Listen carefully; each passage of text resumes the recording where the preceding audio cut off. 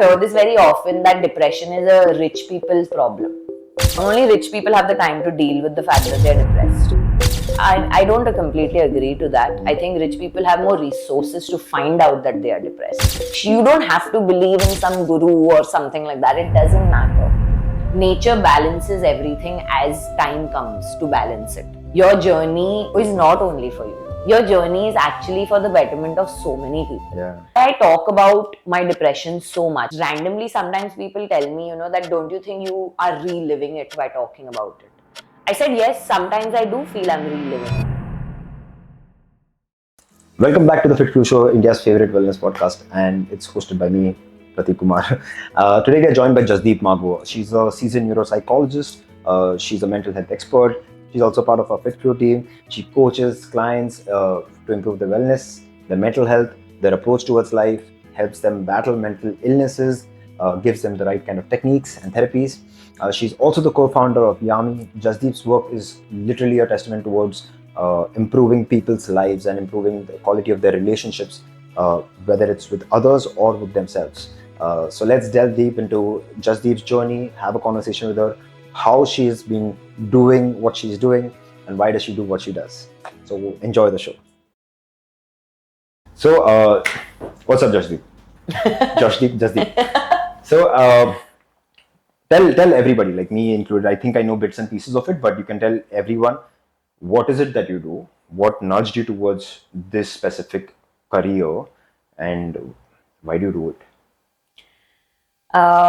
So I am a neuropsychologist. I studied neuropsychology, and then I studied it in the UK. I came back to India, and then there was like no scope for this field, but I still struggled and was like, I really want to do this. I really want to work in the space of neurodegenerative disorders. So I was working with dementia patients, with stroke patients, with traumatic brain injury patients for 2 years.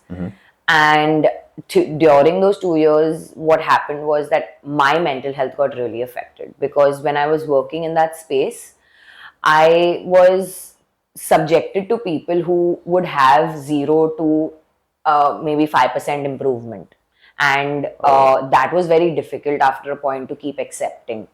Because I'm meeting people who are either, they've had such bad injury, or it's been too late since their injury, or it's been too many years since they had a stroke, and I have to now do rehabilitation on them. It was close to impossible, because yes, the brain is it does regenerate cells, etc. But at the same time, it has a limitation. So I was still young and learning that in the process, that, oh my God, but that process took a toll on me, because every day I felt like a failure. I felt like I'm not doing anything. I'm wasting my time. I'm wasting people's money by charging them, and I hate this. And that made me spiral into depression in around 2017. And I had 3 really bad depressive episodes. Wow. And I was on medication, I was doing therapy, I was doing homeopathy, I had tried everything, basically. And this was like in the first 2 years of your career, you just started off. Yeah, I literally came back from my master's, and after 2 years, I was severely depressed. So not only are you dealing with this entire imposter syndrome thing that is happening in everybody's head, yeah, at the same time you're trying your best, and you always, when you get into a new career, or when you get started with any job or any career, in fact, you always feel that, I am going to make a difference in this field. Yeah. And then when you're dealing with this, it was constantly like I would come back home and feel like I'm a failure, and I'm wasting my time, I'm wasting other people's time and money, and that would keep me up at night a lot, because more than a failure, it felt like, if I can't add value to someone's life, then what's the point of living? Yeah. That's how it started to feel, and it kept weighing me down further and further. And then in 2017, because of a really unfortunate event, it actually gave me a very big wake-up call.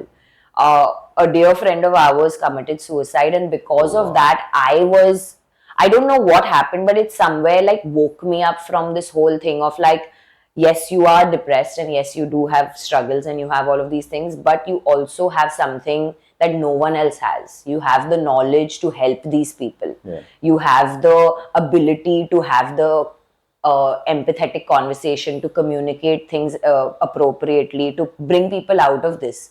And now that you have a personal experience with it, it will add even more value. Yeah.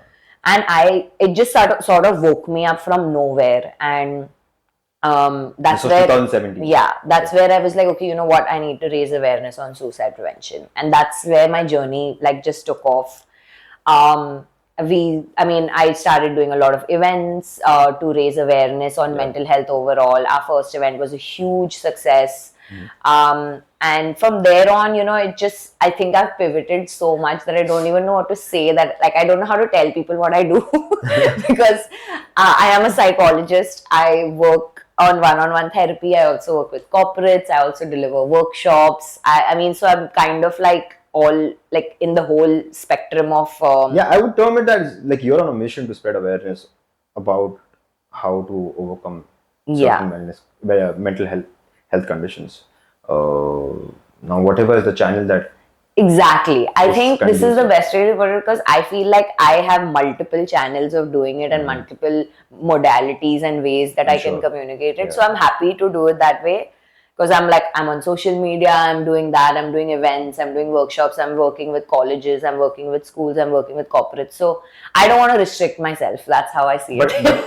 I completely get it. I completely get it, because when you are when you feel obliged, like you feel this moral obligation that okay, now you've equipped yourself with the tools and the skills and the knowledge of a certain treatable condition. Yeah. Then you feel that it's your moral obligation to spread it as wide as far as you can. Absolutely. And you will try to find the best channels which are supporting you in the best possible way, whether it's mentally, financially, geographically, wherever you can reach. So it's got too many parameters. But I think doesn't like being so widespread across different channels and multiple channels of awareness give you anxiety? Because it surely would give me anxiety. Like, actually, it gives me more anxiety to stick to one, because I feel like I'm restricting my life and I'm restricting my potential. So, and not like I'm trying to say that, oh, I've aced it in all the platforms. Not even close. But the point is not that. For me, the point is, if I can reach even one person through one platform, that's enough. Like, that is the purpose. The purpose is to reach people. The purpose is not how famous you got. oh yeah. So for me, when people ask me, oh, but you're like jack of all, master of none, or whatever nonsense people say, I'm just like, it's okay. As far as I can help people, I don't care. Like, it doesn't matter to me at the end of the day that, oh, I have only 3,000 followers on LinkedIn and I don't know, like, oh, I've worked with only 2 corporates or something like that. The point was that corporate felt they needed me and they reached out to me. That is more important. Exactly. And it doesn't give me anxiety to help people. So I think my mission is very simplistic, that I want to impact lives. I don't care how I'm doing it. Exactly. So yeah. Yeah, I mean, that's one of the reasons why I think we've also gone into this corporate space, and we're also trying to reach out to more people, make a more economical delivery for masses. So yeah, I think once you start looking at different avenues to go to, it's going to be like that. So moving on, can you help our listeners understand more about the various types of mental illnesses, or probably the ones that you address? We can do it either way, where you list out like, okay, these are the 10 different things that are existing in society and in people, and what are the areas that you focus on? To classify it as, I think, to look at it as more what is commonly seen.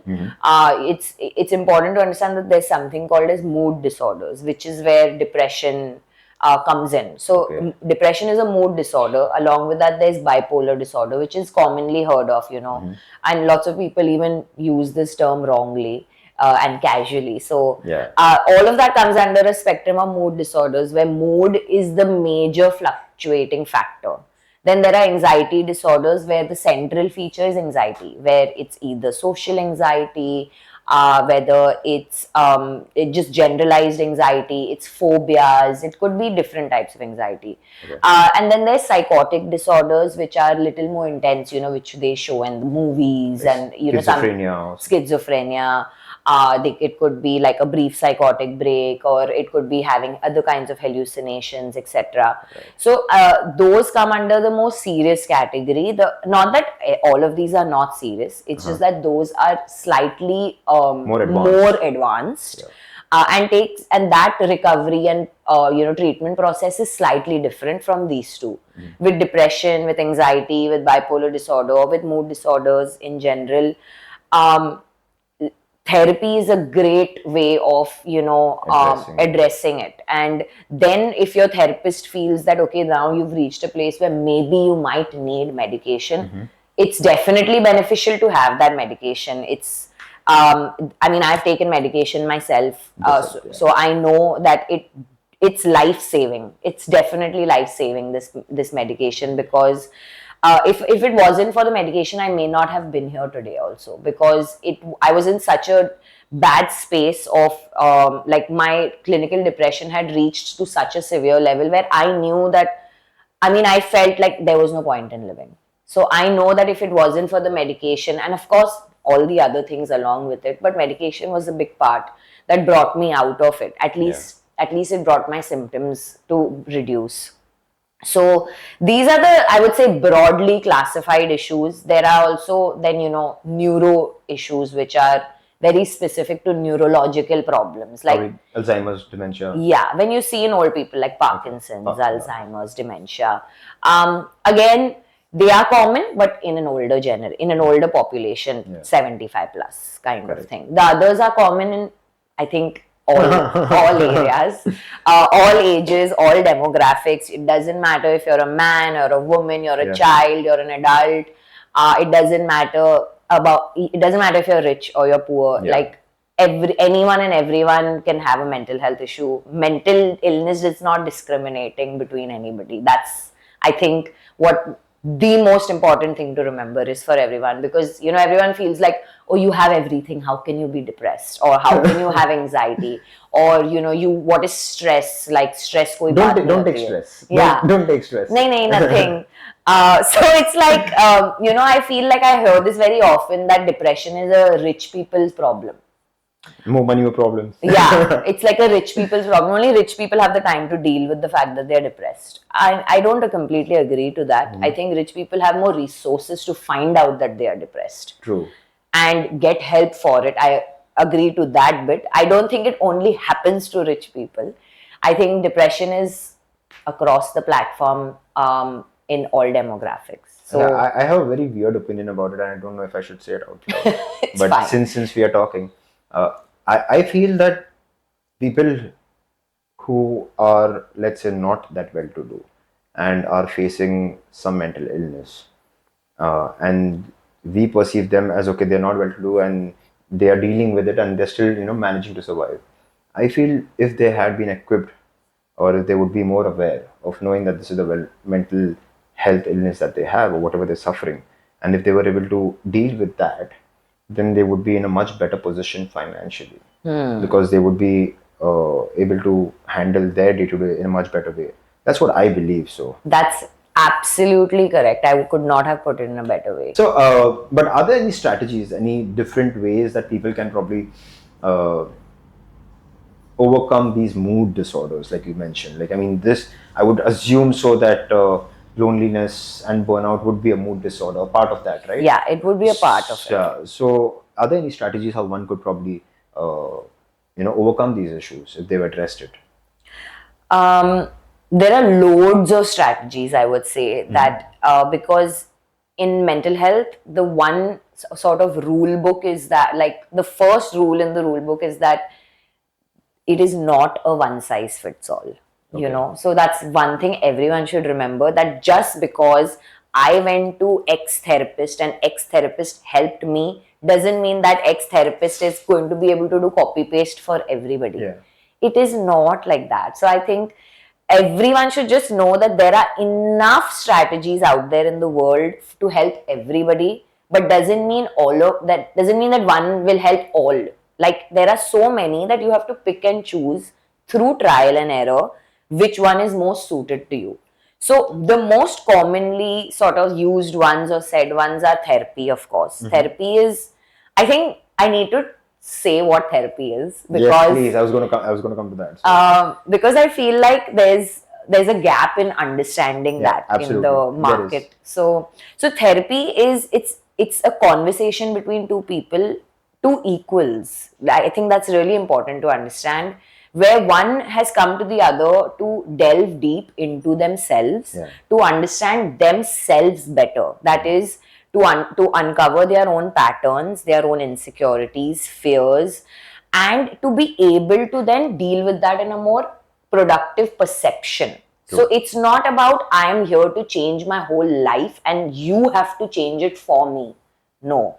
Your therapist is not going to change anything for you. Your therapist is only going to help you find that path yourself. Only you have the answers for your own issues. No one else can come and tell you this is how you should live your life. And no one else should tell you that. So the therapist is also not going to do that. They're just here to tell you, they're just here to ask you the right kind of questions so that you can figure it out yourself. Because there's nothing more empowering in the world than figuring out your own problems. True that. And that is what therapy is. It's a process of empowerment.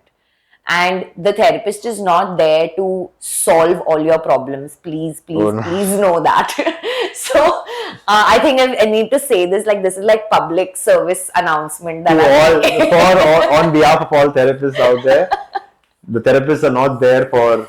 They're not here to save you. They're only here to guide and give you direction in the sense of questions and self-perception. Nothing else.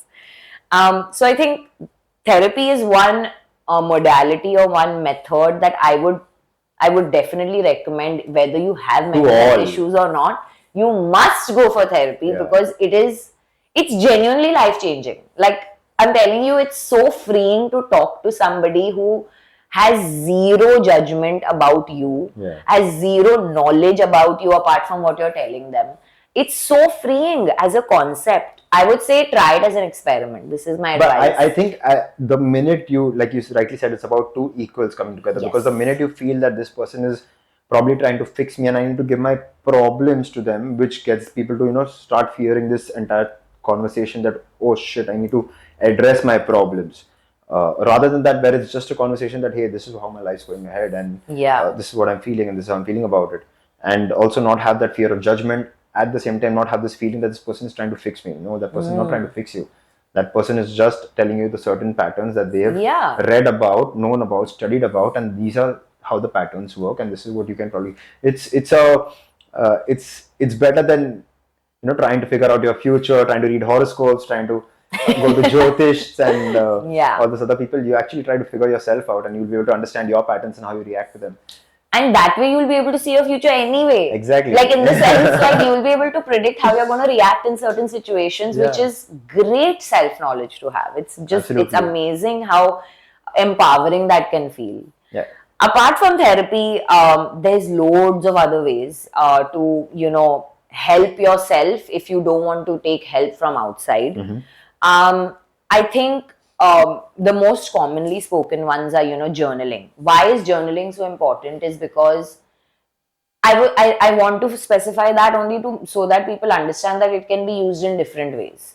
So journaling is it's a journey within. You are sitting with your own thoughts and understanding where they came from, what they are leading to, and how are they making you feel, and what reactions that's bringing. If you can understand these 5 things or 4 things about yourself, you figured it out. Like, you can only fix yourself if you understand yourself. So, if I understand why I'm thinking something, why I'm feeling something, what did it make me do, and why did I react a certain way, it's enough to know that, okay, now what do I need to do next? So, if you have that process, if it's not journaling, but if you have that reflection process with somebody, it's a great method also. If you have a community or a social support circle that helps you rather than harms you, because a lot of people's social support circle also harms them. Yeah, true. Being around people who are pulling you down or not letting you grow or are unhappy when you're growing is not the right environment to be in. But if there are people who you can reflect with, who you can talk to about your issues, and they can show you a mirror when you need it, and they can support you when you need it, that is a good enough reflection process, as good as journaling. So, why do we do this? The whole idea is self-reflection. The whole idea is introspection. If you can remove 5 minutes in a day to introspect, you can live a very healthy life, whether you have a mood disorder or an anxiety disorder or not. And especially for people who have it, introspection and like self-reflection and introspection in a day is a must. Take 5 minutes, take 10 minutes, take 15 minutes, schedule it in your, everyday life to be like, okay, I'm going to give this commitment to myself. Yeah. I'm going to give this time to myself to help myself only. Makes sense, yeah.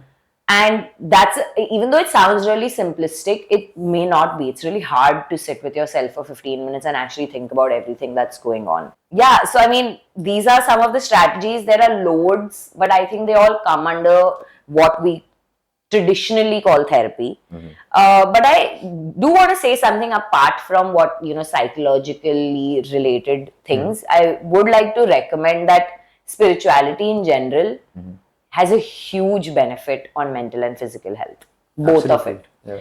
But can you put some more light on what do you mean as spirituality? Because I'm sure most of our listeners would think spirituality means a religion. It always tends towards that. So probably if you can help us understand that. So religion could be spirituality as well. There is no hard and fast rule that it's not. What I mean more by spirituality is a practice that you do every day that grounds you, that gives you hope and faith, and that gives you a philosophy that can help you in difficult times. Yeah. So that can be God for some people. That is religion and God for some people. That God is protecting me. Even the faith that God is protecting me is such a big blessing to even think. Yeah. Because you feel safe. Feeling safe is nothing to take granted for. Like, it is not something you should be like casual about, because in a day and age where we are feeling safe is a huge cushion for us. So if something in the world, whether it's God, whether it's the universe, whether it's the law of attraction, whether it's angels, it could be anything. Yeah. They are taking care of you. If you feel safe, if you feel protected, if you feel like you have faith in the fact that there is a stronger force that is looking over me. That's looking over me, that is guarding me, and that is governing things. It can help you. It's very liberating, right? Yes. It's very freeing because it gives you so much strength. It gives you so much resilience, grit to deal with difficult things in life. And so a few years ago, as a student, I had done a research study where I had asked, like, it was based on questionnaires, but I was trying to study resilience in people who are believers and non-believers. So atheists, religious people, spiritual people, the three categories that I had chosen. And I had also made them then fill a resilience questionnaire and see how they deal with that. What I had found was that people who have a spiritual inclination or a religious inclination are more resilient than people who don't. And there are hundreds and thousands of studies that have done this. This was just experiment. My experiment. I did it as a student. I presented the study somewhere. That's what it was for. But in the midst of doing this, I read so many other papers. I read so many other researches around the globe. And if it was a lie, if it was not true, if spirituality, religion, God, universe, law of attraction, jo bhi hai, could not help you, why would so many people be doing it? Why would, I would say, 60% of the world believe in something or the other? Some other form, yeah. There's a reason, right? There's a reason because hope and faith are not something to take for granted. Absolutely. Ask somebody who's been in depression. They will tell you that do not take hope and faith for granted, because you have zero of those when you are depressed. And that is what keeps you going in life. If I don't have hope only that my life will get better, why will I keep going? Why will I keep trying? Yeah. So I think it's a very underrated thing. Most medical professionals and therapists don't talk about this because of personal biases and stuff like that. I understand, to each his own, but for me, I believe it's an important message to give out to people that having a spiritual, religious, whatever, grounding factor in your life can take you a long way.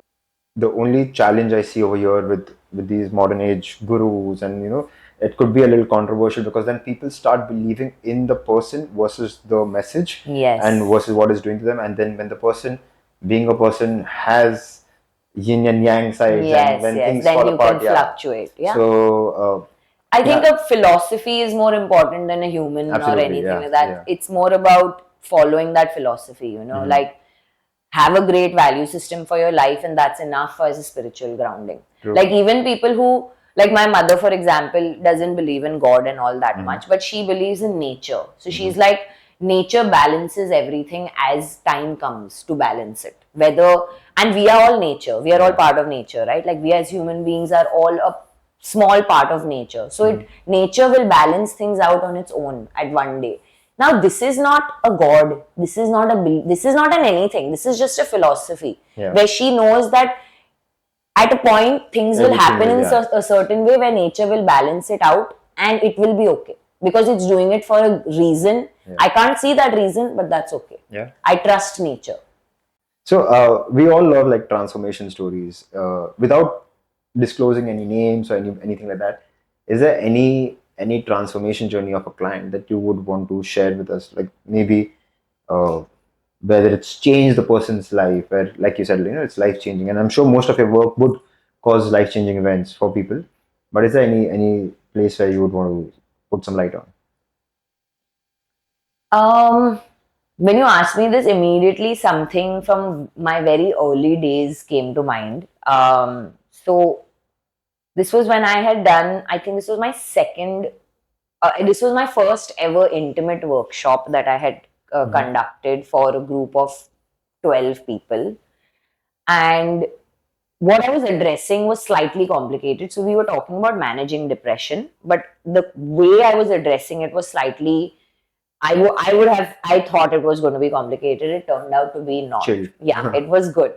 But there was something that happened in that workshop that I don't think I'll forget in my whole life.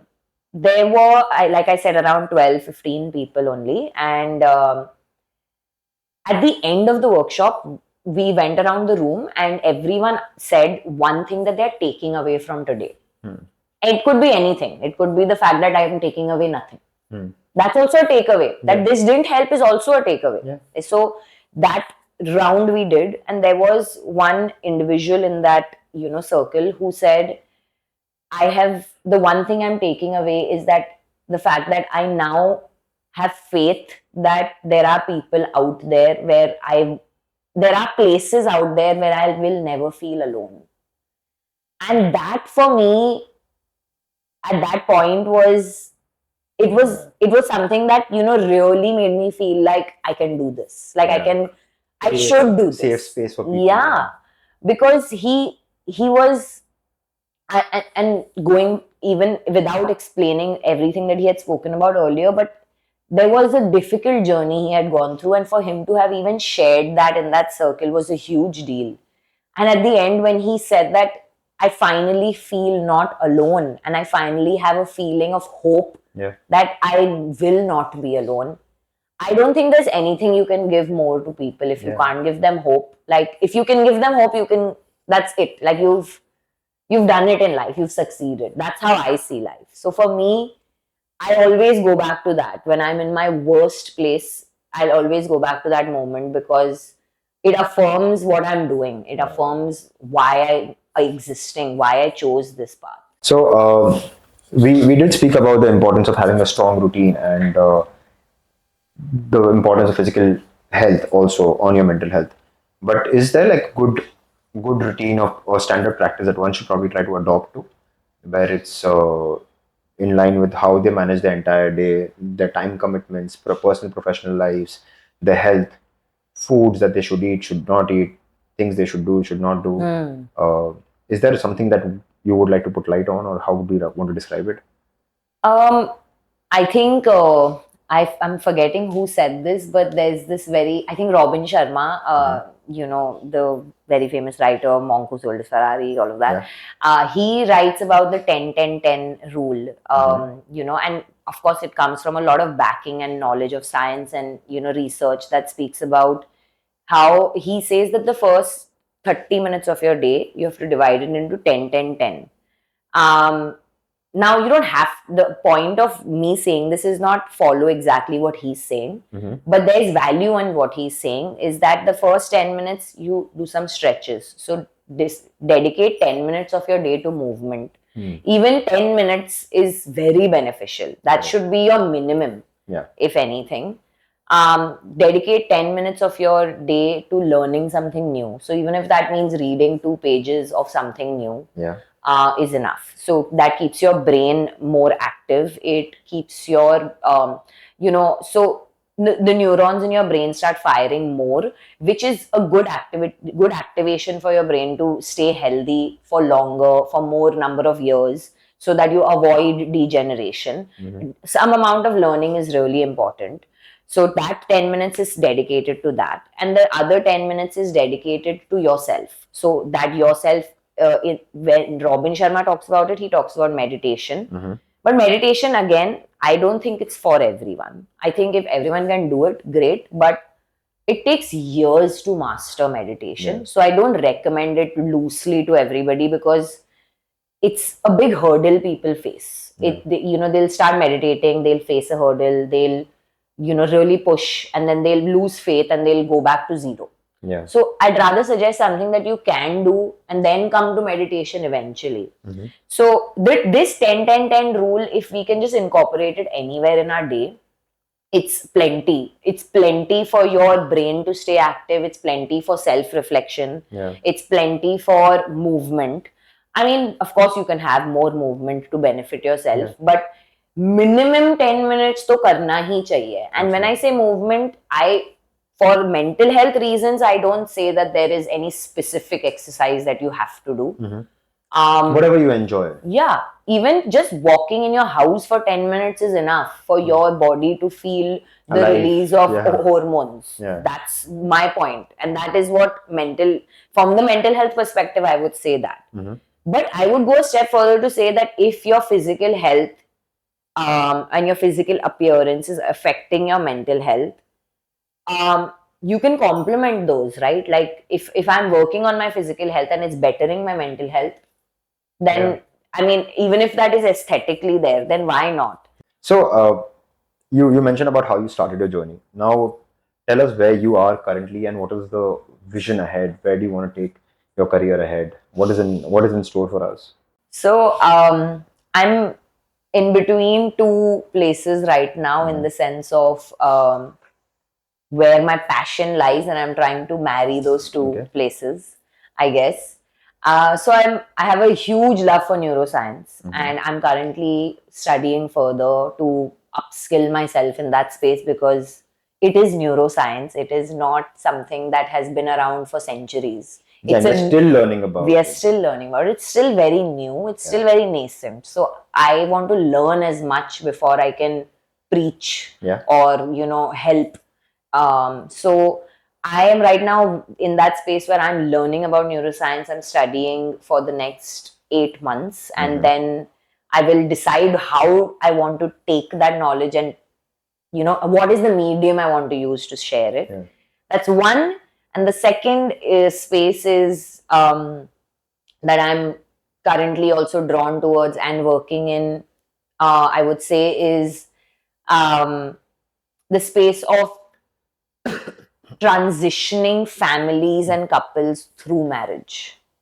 So it's a complicated concept to explain, but so in our community, in our society, especially in an Indian society where we live, marriage is a huge factor of life, right? It's a huge part of life over here, of existence, because from the get-go, it's like shadi, shadi, shadi, shadi, shadi. It's like aim of life is only shadi. Then once people get married, they feel, now what? Now what? Now have kids. Yeah. So, it becomes like this, it's like thoughtless.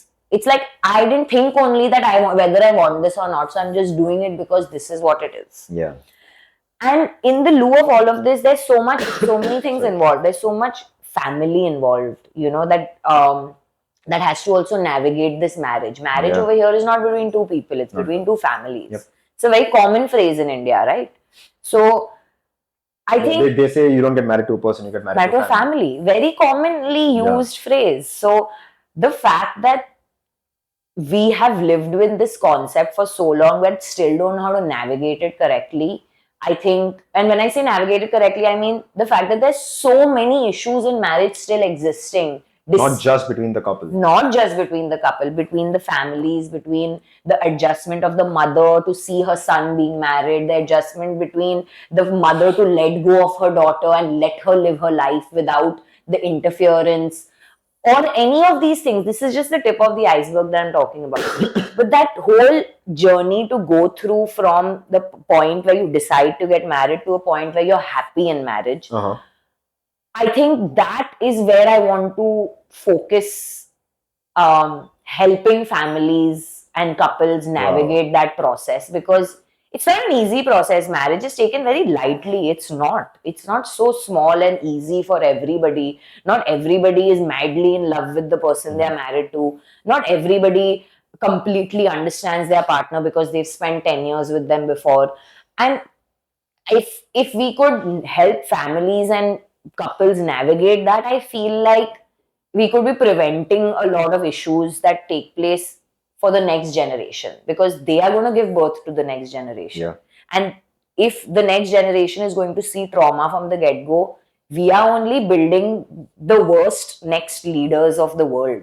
That's what we're doing. And my idea is to prevent that through this, because I believe this is a huge part of why children are traumatized or why they have bad upbringing, is when marriages don't work, his upbringing is bad and stuff like that. So I have given this a lot of thought in the last, I would say, 8 months, and I've allowed myself to reach a place to understand the whole I think I went backwards. Like, I looked at the problem I wanted to face and went backwards to understand what caused this problem. So if I'm looking at today's generation and seeing them struggle and suffer, putting a band-aid on their bullet wound is not going to help. Me going and doing workshops in schools is not really helping, because it doesn't matter. What is actually going to help is if I can repair the damage that is going to be caused to the next generation. So yeah, great. So we've done the deeper side of things. Now we would want to learn more about you. So there is this thing that we want to do with each and every guest of ours. We've created this entire deck of cards, which has different questions on it. Which this segment is known as the struggle and strength segment. These cards will help us identify you and help our listeners know you as a person. And how you have come through adversity, how you have come through challenges in your life. Not that we didn't speak about it, but it would help us understand you as a person. And these questions could be like random as hell. It can be anything that we kept thinking about, to learn more about a person and the personality, and get some information, so that we don't share it with you. You don't have any time to prep for it. We don't have any time to prep and have these questions structured as per what we feel we should ask you. It's very random. So I'll just quickly take it. Let's do it. Thank you, Amit. So it's going to work like this. I'll just take some questions from this. I'll shuffle it. I'm going to ask you to pick one out and give it to me, and I'll ask you. Okay. Don't read it, huh? So how do you prioritize your physical health? I do two things. To start with, I also I'm talking about having a great routine and all, but of course I'm a human being. I also have ups and downs in my routine.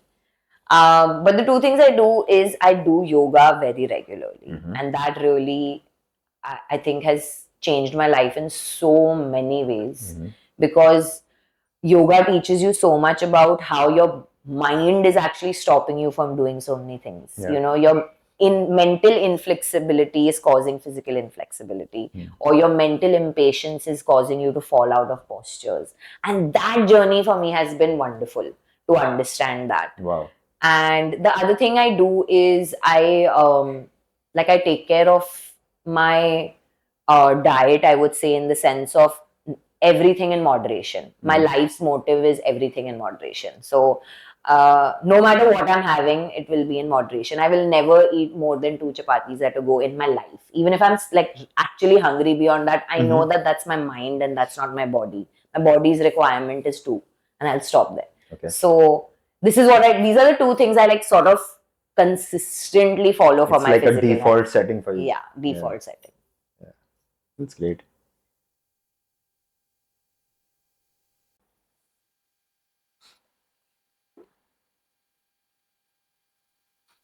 Okay, so this is a little interesting. So, and this happens with me quite a bit. Okay. But has there ever been a time where you collaborated with somebody and their ideas and views did not match with yours? I mean, there was a little contrast in the way they have certain values or how their belief system is. So, how do you tend to navigate through that? Like, when you're working with someone, let's say we are working together, but I would probably recommend that, okay, go on this restrictive diet and stuff like that, where you don't Yeah. have to eat anything. So, how do you navigate that? Very tough, I have to say. You just went on a trek with 60, 70-year-old people. Don't tell me that this is tough. You know how to manage people. I was just going to say, my entire life is about managing human beings. But when I'm asked these questions about myself now, Yeah. I mean, if I had to tell you how to do it, it would be very easy. But if I had to answer this about the fact that how did I do it, I really I feel like I really have to say that giving advice is easier than applying advice. For everybody. Okay. So with me, how do I navigate differences in value system is by constantly communicating my value system and why it's important to me. With yourself? With myself and with the other person. Okay. Because I also shouldn't forget it. Because it's very easy to forget your values in a difficult place. Yeah. When you're stuck and your back is against the wall, very easy to forget your values. So very important to constantly remind yourself that this is why I do this, or this is why I follow this, or this is why this is my principle. And then to also sit down and understand what is the best way to communicate this to the other person. So in a way that they will understand it. Yeah. So sometimes what we are saying, only we understand. We have to say it in a way that that person will understand it. That's the key. So if you can do that successfully, that's usually what I try to do. It's not easy, but it's what I try to do. But more importantly, it is like remember your own value system, because then the conflict of somebody else not